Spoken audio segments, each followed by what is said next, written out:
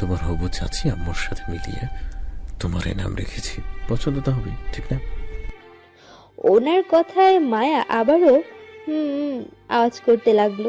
তা দেখে আদ্রিস ভাইয়া আমার দিকে চেয়ে খুশি মনে হেসে দিলেন। এদিকে আমার অবস্থা নাজেহাল। এদিকে অস্বস্তি লাগছে, অন্যদিকে আদ্রিস ভাইয়ার কথাগুলোয় লজ্জাও লাগছে। এত কিছুর পরও না পারছি এখানে বসে থাকতে, আর না পারছি উঠে চলে যেতে। উভয় সংকট। এতক্ষণ বাদে হঠাৎ ছোট মামি বলে উঠলেন, বাহ বাহ। মামির কথায় আদ্রিস ভাইয়া চট করে উঠে দাঁড়ালেন। মামির দিকে এগিয়ে গিয়ে বললেন, নাম কেমন হয়েছে তা বলো। আমি ঢেউতলা সুরে বললেন মামি ঢেউতলা সুরে বললেন, তোলে তোলে এত কিছু চলে আমার ছেলের মনে, তা তো আমি জানতামই না। এইসব বাদ দিয়ে আগে বলো নামটা কেমন হয়েছে। নাম তো আমার অনেক পছন্দ হয়েছে, তবে এই নামের উৎপত্তি কথা থেকে হলো। কার মায়াবী চোখ দেখে আমার ছেলে মাতাল হয়েছে। আদ্রিস ভাইয়া মুচকি এসে মাথা চুলকিয়ে বললেন, সময় হলে ঠিকই জেনে যাবে। ছোট মামি হয়তো আরো কিছু বলতে চাইলেন, কিন্তু তার আগে একজন নার্স এসে আমার কোল থেকে মায়াকে নিয়ে চলে ভাবির কেবিনে গেলেন।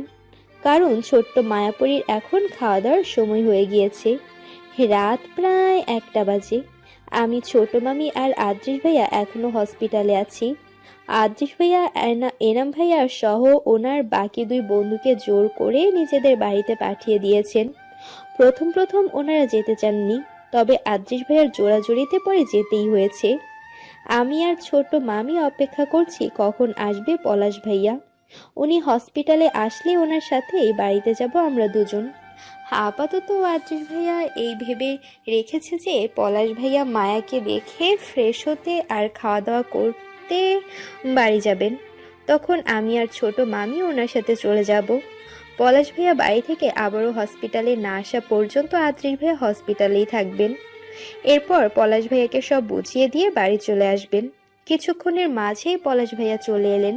ওনার ক্লান্ত চেহারা, উস্কো খুস্কো চুল, হালকা লাল হয়ে যাওয়া চোখ দেখে অবাক হয়ে গেলাম আমি। উনি কি কোনো কারণে কান্না করেছেন বলা মুশকিল। পলাশ ভাইয়া চেহারের কাছে ট্রাভেল ব্যাগ রেখে দ্রুত আদ্রিস ভাইয়ার কাছে এসে হন্তদন্ত হয়ে বললেন, আমার মেয়ে কোথায়? আর রাইসা? দুজনকে আমি দেখব, দ্রুত বল ওরা কোথায়? আদ্রিস ভাইয়া পলাশ ভাইয়ার কাঁধে হাত রেখে ওনাকে আশ্বস্ত করে বললেন, রিল্যাক্স ভাইয়া, এত হাইপার হচ্ছ কেন? দুজনেই ঠিক আছে। এই যে এই কেবিনে আছে দুজনে। পলাশ ভাইয়া কিছু না বলে দ্রুত দরজা ঠেলে কেবিনে ঢুকতে চাইলেন, তবে তার আগে আদ্রিস ভাইয়া ওনার পথ আগলে বললেন, ভাইয়া তুমি জার্নি করে এসেছো, অ্যাট লিস্ট হাত মুখ সাবান দিয়ে ধুয়ে ভেতরে যাও সেফটির জন্য। পলাশ ভাইয়া তাড়াহুড়া করে বললেন, আচ্ছা আচ্ছা চল, কোথায় গিয়ে হাত ধোবো? আমাকে দ্রুত নিয়ে চল। আদ্রিস ভাইয়া পলাশ ভাইয়াকে নিয়ে দ্রুত পায়ে ওয়াশরুমের দিকে গেলেন। মিনিট 2-এর মধ্যেই ওনারা দুজন চলে এলেন। এরপর পলাশ ভাইয়া কারো তোয়াক্কা না করে কেবিনের মধ্যে চলে গেলেন। ওনার পিছু পিছু আমরা 3 জনও গেলাম। রাইসা ভাবি পলাশ ভাইয়ার এমন হঠাৎ আগমনে চমকে উঠলেন। বিস্মিত কণ্ঠে পলাশ ভাইয়াকে জিজ্ঞেস করলো, তুমি কখন এলে?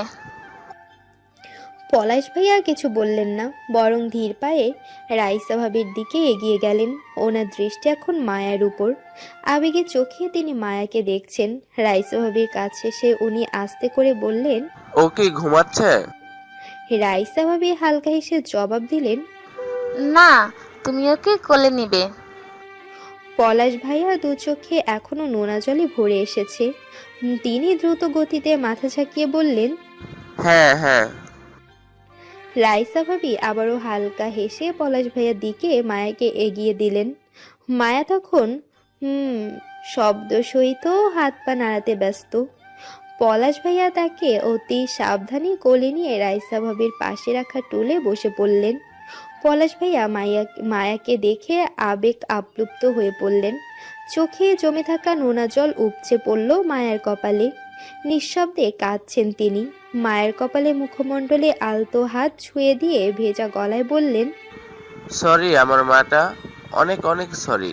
তোমার আব্বুটা অনেক পচা তাই না? এই পচা আব্বুটা তোমাকে করা প্রমিস ভেঙে ফেলেছে। বলেছিলাম তুমি যখন এই পৃথিবীতে আসবে তখন তুমি চোখ খুললে আমাকে দেখতে পাবে, কিন্তু তা হলো না। সরি আমার মা, সরি।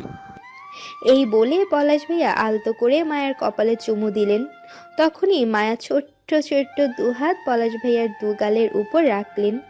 পলাশ ভাইয়াও নিজের এক হাত মায়ের হাতের উপর রাখলেন। বাবা মেয়ের ভালোবাসার এই আবেগী দৃশ্য দেখে আমার মন জুড়িয়ে গেল। চোখের কোণে জমে আসলো 2 ফোঁটা নোনা জল। তবে তাকে মাটিতে গড়িয়ে পড়তে না দিয়ে দ্রুত হাতের উল্টো পিঠ দিয়ে মুছে ফেললাম। পলাশ ভাইয়া কিছুক্ষণ পর আদ্রিস ভাইয়ার উদ্দেশ্যে বললেন, ওর নাম রেখেছিস? আদ্রিস ভাইয়া পলাশ ভাইয়ার দিকে এগিয়ে গিয়ে মায়ের মাথার উপর হাত রেখে বললেন, মায়া নাম রেখেছি, আমার ছোট্ট মায়াপুরী। বাহ, নামটা অনেক সুন্দর তো, একদম ওর সাথে মিলে গিয়েছে, ঠিক না রাইসা? রাইসা ভাবি এতক্ষণ নিঃশব্দে কাঁদছিলেন। পলাশ ভাইয়ের প্রশ্ন শুনে হাতের উল্টো পিঠ দিয়ে চোখের পানি মুছে বললেন, আমার খুব পছন্দ হয়েছে এই নামটা।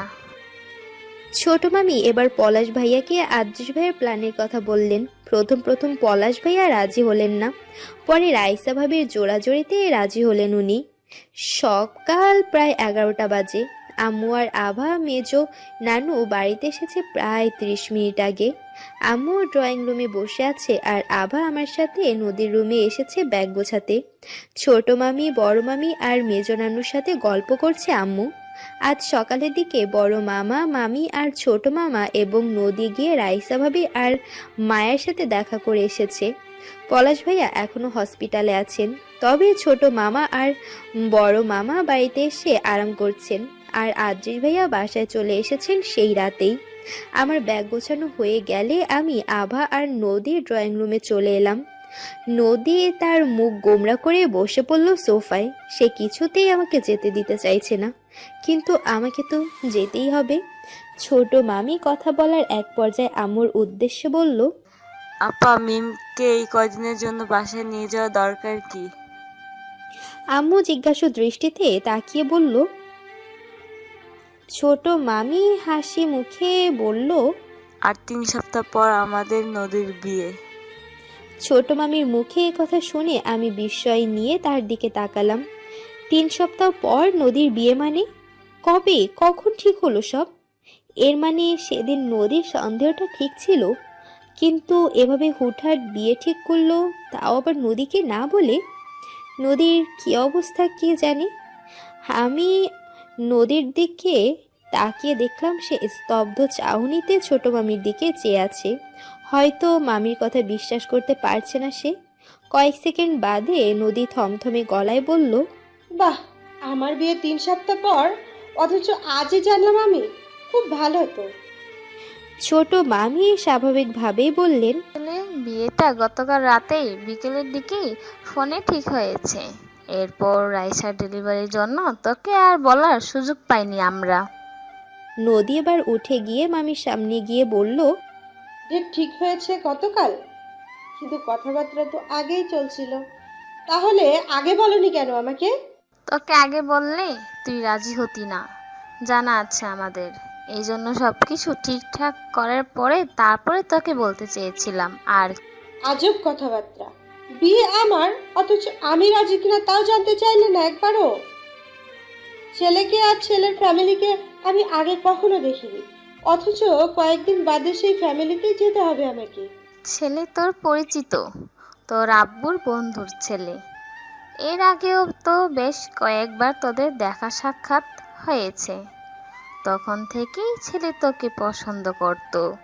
তোর হয়তো ওর চেহারা মনে নেই, এই জন্যই তো সেদিন ছবি দেখানোর পরও তুই চিনতে পারলি না ওকে। ছেলে চিনি আর না চিনি, আমার কাছে পারমিশন নিবে তো? তোর কাছে পারমিশন চাইতে গেলে তুই না করে দিতি। এত ভালো সম্বন্ধ আমরা হাতছাড়া করতে চাইনি, তাই তোকে এসব ব্যাপারে কিচ্ছু বলিনি। আর তোকে তাড়াতাড়ি বিয়ে দিতে চাইছি এই কারণে যে তুই যাতে সুরক্ষিত থাকিস। আজকাল মেয়েদের কত অঘটন হয় শুনিসই তো তুই। এসব শুনলেই তো ভয়ে আমার আত্মা কেঁপে ওঠে। এই জন্যই তোর বিয়ে দিতে চেয়েছি আমরা। ভালো, ভালো তো, খুব ভালো। এই বলে নদী কাঁদতে কাঁদতে ড্রয়িং রুম থেকে বেরিয়ে গেল। ওদিকে ছোট মামি গলা উঁচিয়ে বললেন, তুই মা না তো, তাই মায়ের ভয় আর কষ্ট বুঝিস না। আমি বুঝছি তো সব। যেদিন মেয়ের মা হবি সেদিন আমার ভয় আর কষ্ট বুঝবি। এই বলে ছোট মামিও কাঁদতে শুরু করে দিল। মামের মধ্যে যে এমন কাণ্ড হবে তা চিন্তাও করিনি আমি। বড় মামি আর আম্মু মিলে ছোট মামিকে সামলাতে লাগলো। আর ওদিকে আমি আর আবার নদীর রুমে গেলাম নদীকে এ ব্যাপারে বোঝাতে। নদীর কাছে গিয়ে নানাবিধ কথাবার্তা বলার পরও সে কিছুতেই বিয়ের ব্যাপারে মানতে চাইল না। পরে এক পর্যায়ে সে একা রুমে থাকার আবদার করলো। তার এই আবদার রাখতে আমি আর আভা তার রুম থেকে চলে এলাম। বাস স্ট্যান্ডে আমি, আভা, আম্মু আর আদ্রিস ভাইয়া দাঁড়িয়ে আছি। তখন নদীর রুম থেকে বেরিয়ে আসার কিছুক্ষণ পরেই আমরা বাসা যাওয়ার উদ্দেশ্যে বেরিয়ে পড়ি। সবাইকে বিদায় জানানো হলেও নদী, রাইসা ভাবি আর পলাশ ভাইয়াকে বিদায় বলা হয়নি। নদী তখন কেঁদেই যাচ্ছিল, এজন্য আমি আর আগ বাড়িয়ে তার সাথে দেখা করতে চাইনি। মেজ নানুর বাড়ি থেকে বেরিয়ে আসার পরপরই খুব কষ্ট লাগছিল আমার। মনে হচ্ছিল আমার শিখর ওই বাড়িতে। নিজের শিখর ছেড়ে নিয়ে আসতে যেমন কষ্ট হয় ঠিক তেমনি কষ্ট হচ্ছিল আমার। মাঝে মাঝে মনে হচ্ছিল বুকের উপর কেউ একটা পাথর চাপা দিয়ে রেখেছে। বিশেষ করে আদ্রিস ভাইয়ার প্রতি আমার অনুভূতিগুলো কথা চিন্তা করতে কষ্টে বুক ছিঁড়ে কিছু বেরিয়ে আসতে চাইলো যেন। খুব কষ্টে নিজের চোখের পানি সংযত রেখেছিলাম তখনও নিজের চোখের পানি আটকে রাখার চেষ্টা করছি। আদ্রিস ভাইয়া আমার থেকে কিছু দূর দাঁড়িয়ে আছেন। ওনার চোখে মুখের অবস্থাও ভালো না। অসহায় একটা ভাব ফুটে উঠেছে ওনার চোখের চাহনিতে। বারবার যেন সে চাহনি আমাকে কিছু বলতে চাইছে। হয়তো আমাকে আটকে দেওয়ার কথা বলছে সে চাহনি। নির্দিষ্ট সময় বাস স্ট্যান্ডে বাস এসে উপস্থিত হলো। আদ্রিস ভাইয়া আম্মুকে আর আভাকে উঠিয়ে দিলেন আগেই। আমি রয়ে গেলাম দুজনের পেছনে। গতকাল রাত থেকে এখন পর্যন্ত একটা কথা হয়নি আমাদের মাঝে। তবে এখন আমি কিছু বলতে চাইছি ওনাকে, কিন্তু কি বলবো বলার কিছু নেই আমার। শুধু চোখের ইশারায় আমার মনের কথাটা ওনাকে জানিয়ে দিতে পারবো, এই তো। কিন্তু উনি কি সেই চোখের ভাষা বুঝতে পারবেন? ওদিকে আম্মুর ডাক শুনে আমি হুড়োহুড়ি করে বাসে উঠে পড়ি। কষ্ট পাবার ভয়ে ঘাড় ঘুরিয়ে আদ্রিস ভাইয়ারকে একবার দেখে আমি দ্রুত বাসে উঠে জানালার পাশের সিটে বসলাম। শুধু আদ্রিস ভাইয়াকে এক নজর দেখার লোভে জানালার পাশে বসতে দেখলাম আদ্রিস ভাইয়া সে জানালার বরাবর দাঁড়িয়ে আছেন। ওনার দৃষ্টি স্থির, শূন্য, দুটি চোখ যেন খেলা করছে হাজারো আকুতি। বারবার হয়তো সে চাহনি চিৎকার করে আমাকে বলছে, মিশমিশ থেকে যাও না, সারা জীবন আমার সাথে। তোমাকে নিজের করে বেঁধে রাখার সব ব্যবস্থা করতে রাজি। তুমি শুধু সারা জীবন আমার কাছে থেকে যাও। দূরে যাওয়া কি প্রয়োজন ছিল? চলো না, সময়টা কিখানে থামিয়ে দেই দুজনে। ফিরে যায় সেই মুহূর্তগুলোয়, যে মুহূর্তে আমার অনুভূতিগুলো ছিল শুধু তোমার জন্য, যে মুহূর্তে আমার হৃদয়ে গঞ্জিত হচ্ছিল একটাই নাম, মিশমিশ। আমার মিশমিশ, আমার মাধুরী, আমার মাধবীলতা। সময় যেন ছুটন্ত এক পাগলা ঘোড়া, যে অবিরাম ছুটে চলছে। কোনো ক্লান্তিভাব নেই তার, প্রয়োজন নেই কোনো বিশ্রামের। সময়ের সাথে তাল মিলিয়ে চলা খুবই দুষ্কর বটে। এই সময়ের সাথে তাল মিলিয়ে চলতেই আমি চেষ্টা করছি, তবে খুব একটা সফল হচ্ছি তা নয়। বরং আদ্রিস ভাইয়ার স্মৃতি আমাকে খুবলে খুবলে খাচ্ছে যেন। দেখতে দেখতে 7টা দিন চলে গেল। আমার দিন এবং রাতের বেশিরভাগ সময় চলে যায় ওনার কথা চিন্তা করতে করতে। আমি আগে কখনো এমন ছিলাম না। একটা বিষয় বা একটা মানুষকে নিয়ে আমি সর্বোচ্চ 2 থেকে 3 দিন চিন্তা করতাম, অথচ এখনকার আমি আর 1 মাসের আমির বিস্তর ফারাক দেখা যাচ্ছে। আমি চাইছি না এই পার্থক্য কারোর দৃষ্টিপাত হোক। এই পার্থক্য দৃষ্টিপাত হওয়া মানে আমার উপর বড়সড় একটা ঝড় বয়ে যাওয়া। নানা প্রশ্নের সম্মুখীন হওয়া। দরকার কি আগ বাড়িয়ে এসবের মধ্যে পড়তে যাওয়া? এর চেয়ে নিজের অনুভূতি চিন্তাগুলোকে গুটিয়ে রাখা ভালো। এই 7 দিনে ওই বাড়ির কারোর সাথে আমার যোগাযোগ হয়নি। নদীর সাথে মেসেঞ্জারে কথা বলতে চেয়েছিলাম, কিন্তু সে অনলাইনেই আসেনি। হয়তো তার রাগ অভিমান এখনো ঠিকভাবে যায়নি। নদীর ব্যাপারটা আমি বুঝতে পারলাম, তবে আদৃশ ভাইয়ার ব্যাপারটা কিছুতেই আমার মাথায় এলো না। এই 7 দিনে উনি একবারও আমার সাথে কোনোরূপ যোগাযোগ করেননি, কোনো মেসেজ না, কোনো ফোন কল না। জানি আমার নাম্বার ওনার কাছে নেই, তবে উনি কি কোনোভাবে আমার নাম্বার জোগাড় করতে পারতেন না? নদীর সাথে কথা বলে আমার নাম্বার নিতে পারতেন না? জানি যে নদীর কাছে আমার নাম্বার নেই, কিন্তু ফেসবুক আইডি যে নেই তা তো নয়। এই আধুনিক যুগে যোগাযোগ করার নানান উপায় আছে। আদৃশ ভাইয়া পারতেন এর মধ্যে থেকে একটা উপায় বেছে নিতে, কিন্তু উনি নেননি। আচ্ছা, উনি কি আদৌ আমাকে পছন্দ করতেন, নাকি ক্ষণিকের মায়ায় জড়িয়ে পড়েছিলেন উনি? যদি এমনটাই হয়, তাহলে সেই ডায়েরিতে লেখা অনুভূতিগুলো আমাকে ঘুরিয়ে ফিরিয়ে বলা মনের কথাগুলো কি ছিল? যদি আমি ওনার ক্ষণিকের মোহ হয়ে থাকি, তাহলে আমার প্রতি ওনার মুখে বলা অনুভূতিগুলো কি ছিল? সব হয়তো মিথ্যা ছিল। সব সত্য হলে এই 7 দিন উনি আমার সাথে বিনা কথায় থাকতে পারতেন না, কিন্তু উনি দিব্যি আমার সাথে কথা না বলে আমাকে না দেখে 7 দিন পার করে দিলেন। অথচ আমি ভেতরে ভেতরে একটু একটু করে ক্ষয় হচ্ছি, কিন্তু আমার অনুভূতিগুলো তীব্র হচ্ছে ওনার প্রতি। এদিকে যেমন ওনার প্রতি আমার অভিমানের পাল্লা ভারী হচ্ছে, তেমনি অপরদিকে ওনার প্রতি আমার ভালো লাগা ক্রমশ বাড়ছে। মাঝে মাঝে মনে হয় সে ভালো লাগা তীব্র আকার ধারণ করে ভালোবাসায় পরিণত হয়েছে, অথচ উনি আমাকে বেমালুম ভুলে বসেছে। তাহলে আমারও উচিত ওনার কথা ভুলে যাওয়া। জানি এতে কষ্ট হবে, তবে এটাই ভালো আমার জন্য। যেখানে একজনের অনুভূতিগুলো পর্বত ছোঁয়ার জন্য ব্যস্ত, তেমনি অপরজনের অনুভূতি হয়তো মৃত্তিকা ছোঁয়ায় ব্যস্ত। সকালে ঘুম থেকে উঠতেই আম্মুর কাছে শুনলাম নদী বিয়েতে রাজি হয়ে গিয়েছে। ঘুম থেকে উঠেই এমন একটা খবর শোনার জন্য আমি মোটেও প্রস্তুত ছিলাম না। আম্মুর কাছে আর বিস্তারিত জানতে চাইলাম না। দ্রুত ঘুম থেকে উঠে ফ্রেশ হয়ে নিলাম। খেয়ে দিয়ে তৎক্ষণাৎ নদীকে মেসেঞ্জারে কল দিলাম। প্রথমে ভেবেছিলাম সে কল রিসিভ করবে না, কারণ এতদিন করেনি। তবে আমাকে অবাক করে দিয়ে সে কয়েক সেকেন্ডের মাঝেই কল রিসিভ করলো। নদী কল রিসিভ করতেই আমি বিচলিত হয়ে বললাম, কি ব্যাপার নদী, কি শুনছি এসব? নদী স্বাভাবিকভাবেই বলল, কি শুনছ? আমি একটু অবাক হয়ে বললাম, এই যে তুমি বিয়েতে রাজি হয়ে গিয়েছো। ওপাশ থেকে নদীর তাচ্ছিল্যের হাসি শুনতে পেলাম। সে বলল, রাজি না হয়ে উপায় ছিল না, তারা আমাকে বিয়ে দিবে যেভাবেই হোক। তুমি পারতে না বলতে? আমি না বললে সবার মান সম্মান মাটিতে মিশে যেত। সেটা ঠিক, তবে তোমার অনিচ্ছায় বিয়েটা না করলে ভালো হবে, কারণ বিয়ে 1 বা 2 দিনকার কিছু না, বাকি জীবন চলতে হবে এই নিয়ে। এখন যদি অন্যের কথা চিন্তা করে নিজের জীবন সুখ বিসর্জন দাও, তাহলে কি হবে ভেবেছো একবার? আমার তো ভাবলে চলবে না মিনাপু। আব্বু আম্মু চাচু চাচির মান সম্মান আমার জীবনের চেয়ে গুরুত্বপূর্ণ। তাদের সম্মানের কিছু হলে আমি জীবনেও নিজেকে ক্ষমা করতে পারবো না।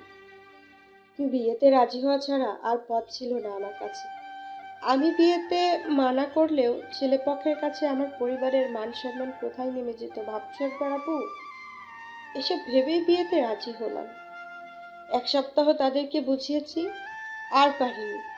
এসবের পর নিজেকে বুঝিয়ে দিয়েছি যে যা হবে ভালোর জন্যই হবে। আল্লাহ তাআলা নিশ্চয় এতে আমার ভালো লিখে রেখেছেন। নদীর কথাবার্তা শুনে আমার আর কিছু বলার রইল না, শুধু এক দীর্ঘশ্বাস ফেললাম।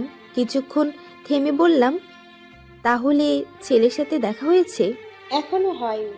আজকে বিকেলে পরিবার সমেত সবাইকে সরাসরি দেখতে আসবে, হয়তো আংটি পরিয়ে যাবে। এরপর কথাবার্তা একদম ফাইনাল করে সবাইকে এ বিষয়ে জানিয়ে দেবে। বাহ, ভালো তো। এই বিয়ের ব্যাপারে কে কে জানতো? আমি আর ভাবি বাদে সবাই জানতো। তবে বিয়ে ফাইনাল হওয়ার ব্যাপারটা শুধু আব্বু আম্মু আর চাচু চাচি জানতো। এবার আমি তাচ্ছিল্যের হাসি দিয়ে বললাম, বেশ ভালো তো, সবাই জানতো তাহলে। কিন্তু যার জানার কথা সেই জানতো না। এই বলে আমি কিছুক্ষণ চুপ করে রইলাম। আদ্রিস ভাইয়ার ব্যাপারটা জিজ্ঞেস করার জন্য নদীকে বললাম, বাড়ির সবাই কেমন আছে? আলহামদুলিল্লাহ ভালো। ছোট বাপু কেমন আছে? সেও ভালো। আচ্ছা, তো তোমার বিয়ের কাজে ব্যস্ত সবাই, তাই না? এখনো অমন ব্যস্ততা শুরু হয়নি।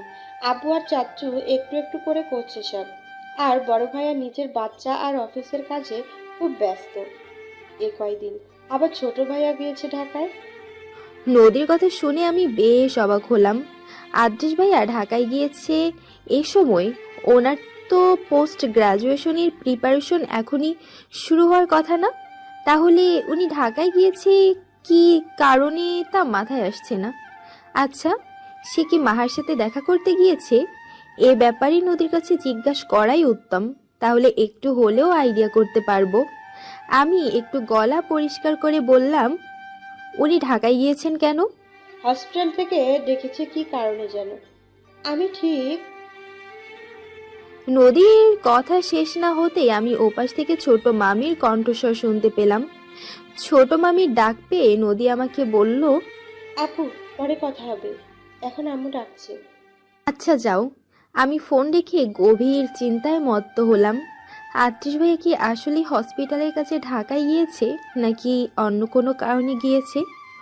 অন্য কারণটা মা হলে ওনাকে আমি কোনোদিনও ক্ষমা করব না। এত কিছুর পরও যদি উনি মাহার সাথে সম্পর্ক রাখেন, তাহলে আমার অনুভূতি নিয়ে এমন পুতুল খেলার কি দরকার ছিল? আবার মাহার জন্য যদি ঢাকায় গিয়েই না থাকে, তাহলে এতদিনের আমার খোঁজ নিল না কেন? সব প্রশ্ন ঝুলে আছে।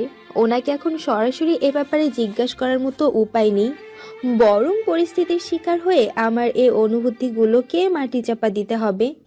কারণ এসব প্রশ্ন, এসব আকাঙ্ক্ষা নিয়ে আমি চলতে পারবো না।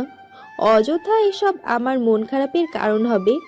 আমি আগেই জানতাম এসব ভালোবাসা, ভালো লাগা কখনো সুখ বয়ে আনে না, আনে শুধু কষ্ট বয়ে। বিশেষ করে প্রথম ভালোবাসা তো হয়ই কষ্ট দেওয়ার জন্য।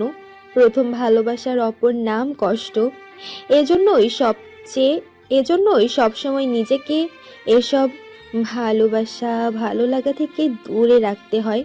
যদি সারা জীবন সুখী থাকতে মন চায়, তবে এসব থেকে 100 হাত দূরত্ব বজায় রাখা উচিত।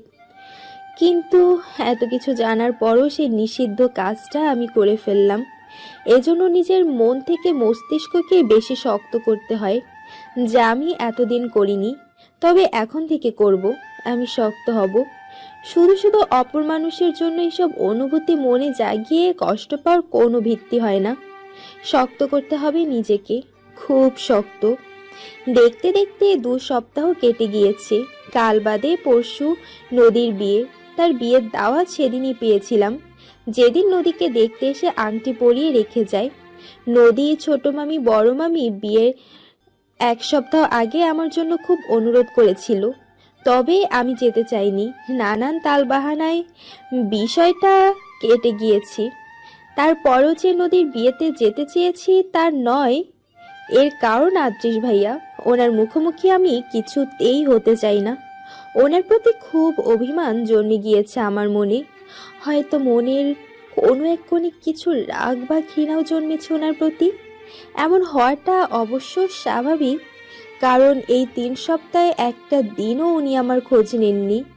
রাগ, ঘৃণা, অভিমান জন্মানোর জন্য এই বিষয়টাই মুখ্য নয় কি? আমার শত চেষ্টার পরও সেই বিয়ে বাড়িতেই আমাকে যেতে হবে আজকে।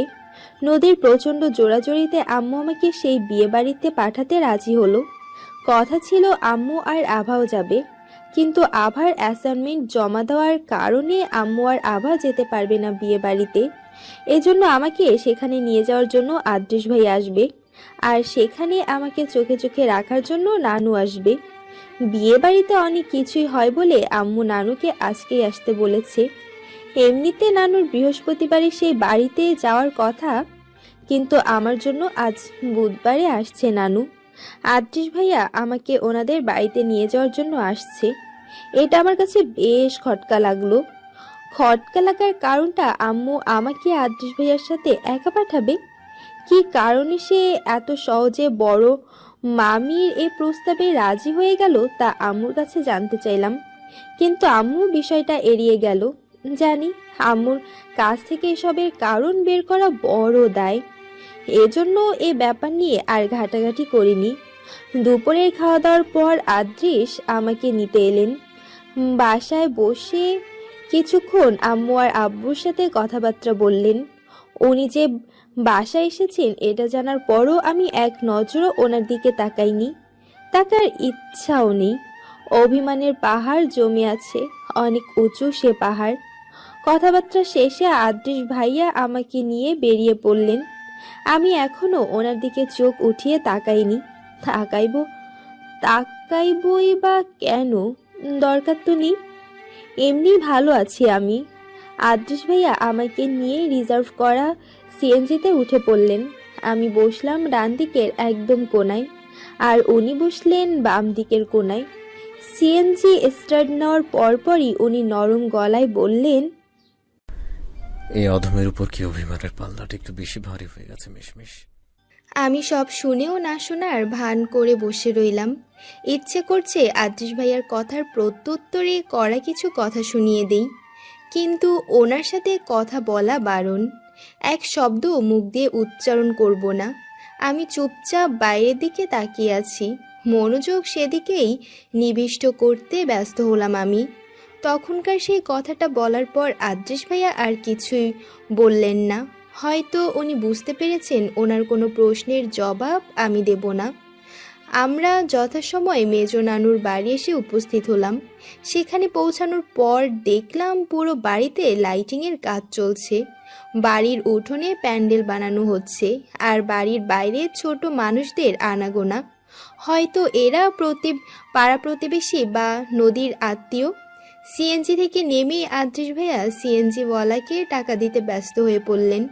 সেই ফাঁকে আমি বিনা বাক্যে নিজের ট্রাভেল ব্যাগটা সাথে নিয়ে বাড়ির দিকে হাঁটা ধরলাম। বাড়ির প্রধান দরজার কাছে পৌঁছানোর কিছু আগে আদ্রিস ভাইয়া আমার পাশাপাশি হাঁটতে লাগলেন। এক পর্যায়ে তিনি আমার হাত থেকে ব্যাগ নেওয়ার চেষ্টা করলেও আমি তা নিতে দিলাম না, উল্টো শক্ত হাতে ব্যাগ ধরে রাখলাম। আমার এই কাজ দেখে আদ্রিস ভাইয়া আর ব্যাগ নেওয়ার চেষ্টা করলেন না, বরং চুপচাপ আমার সাথে হেঁটে বাড়ির ভেতরে চলে এলেন। বাড়িতে পৌঁছানোর সাথে সাথে নদী আমাকে দেখে উৎফুল্ল হয়ে পড়ল। দৌড়ে এসে আমাকে জড়িয়ে ধরে বলল, আপু, তোমাকে অনেকদিন পর দেখলাম, মনটাই ভালো হয়ে গেল। I am so happy. আমিও ভদ্রতাজনক হাসি দিয়ে বললাম, তোমাকে অনেক দিন পর দেখতে পেয়ে ভালো লাগলো। তো নতুন বউ কেমন আছো? নদী এবার আমাকে ছেড়ে দিয়ে মুচকি এসে বলল, আমি এখনো বউ হইনি। হওনি? তবে হবে তো। বাই দা ওয়ে, এত পরিবর্তন হলে কি করে? নদী মিষ্টি হেসে বলল, কিছু মানুষের প্রভাব থাকে এসবের ওপরে, না কেউ হ্যাঁ করে দেওয়ার ক্ষমতা রাখে, সেও অমন। নদীর কথা শুনে আমি বিস্ময় নিয়ে টিপকনি কেটে বললাম, হো হো, ভালোই প্রভাব ফেলেছে সে তাহলে। আচ্ছা আপু, আমার রুমে চলো, ফ্রেশ হয়ে নাও, তারপর সবার সাথে দেখা করো। আমি নদীর কথায় সায় দিয়ে তার রুমে চলে এলাম। রুমটা বেশ অগোছালো হয়ে আছে। আমি ওয়ার্ড্রোবের কাছে ব্যাগ রেখে বোরকা খুলে ফ্রেশ হতে চলে গেলাম। ফ্রেশ হয়ে এসে এবারই সবার সাথে দেখা করলাম। এরপর নদী তার মামা খালাদের সাথে আমার পরিচয় করিয়ে দিল। তাদের সাথে কুশল বিনিময় শেষে আমি রাইসা ভাবির রুমে চলে এলাম। বাইরে থাকতে আর ভালো লাগছে না, কারণ বাইরে মানুষের আনাগোনা বেশি। এত মানুষের ভিড় এই গরমে ভালো লাগে না, তাই রাইসা ভাবির রুমে আসা। রাইসা ভাবির রুমে আমি, নদী আর রাইসা ভাবি মিলে গল্প করতে লাগলাম। অবশ্য আমি শান্তিতে গল্প করতে পারলাম না, কারণ আমি মায়াকে কোলে নিয়েছি আর সে তো এখন হাত পা ছুড়তে ব্যস্ত আর অনবরত মুখ দিয়ে আওয়াজ বের করে চলছে, তবে কান্না করেনি এখন পর্যন্ত। এটা আমার কাছে ভালো লাগলো যে মায়া খুব একটা কান্না করে না, তবে মুখ দিয়ে উদ্ভট উদ্ভট সব আওয়াজ বের করতে ওস্তাদ সে। সন্ধ্যার পর এক এক করে বাড়ির মোটামুটি সব পিচ্চি বাচ্চাদের মেহেদি দিতে লাগলাম। নদীকেও মেহেদি দিতে হবে। আগামীকাল হলুদের পর অনেক ঝামেলা থাকতে পারে ভেবেই আজই মেহেদি দেওয়ার ঝামেলা ঝুঁকিয়ে নিতে বলল বড় মামি। সে অনুসারেই আমি এক এক করে পিচ্চিদের মেহেদি দিচ্ছি। ভাগ্য ভালো, আমার সাথে নদীর এক মামাতো বোনও এসে যোগ দিয়েছে।